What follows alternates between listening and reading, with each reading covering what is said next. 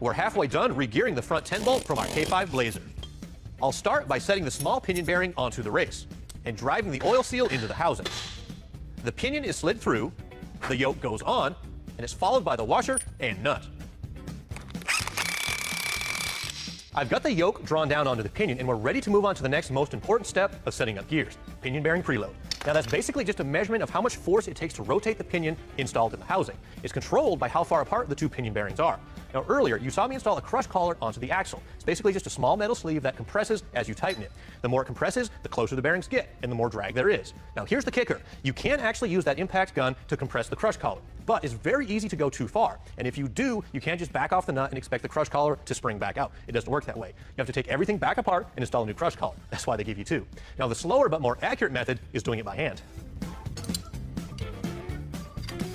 A pinion holding tool is secured to the yoke, and a breaker bar can be used to slowly tighten the nut, compressing the crush collar. I'll frequently check to feel the drag, and when it feels close, I'll take a first measurement. It comes in right at 11 inch-pounds, but the spec is 14 to 19. A quick turn later, and we're right on the money. I'll flip the housing back around, and the carrier can go into place along with some shims.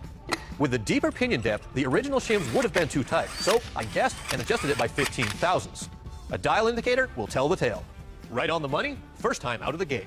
Backlash is simply just a measurement of the free space in between the gears, and you can even hear it as I wiggle the carrier back and forth. Now we got really lucky because ours came in right on the money. Spec calls for between 3 and 6 thousandths, and we measured 5. But here's how to adjust backlash if it's not correct. If the measurement is too low or tight, you simply move some shims around to shift the carrier away from the pinion. And the inverse is also true. If you measure too high or too loose, shift it back towards the pinion. Now this gear set is done and ready to be covered back up.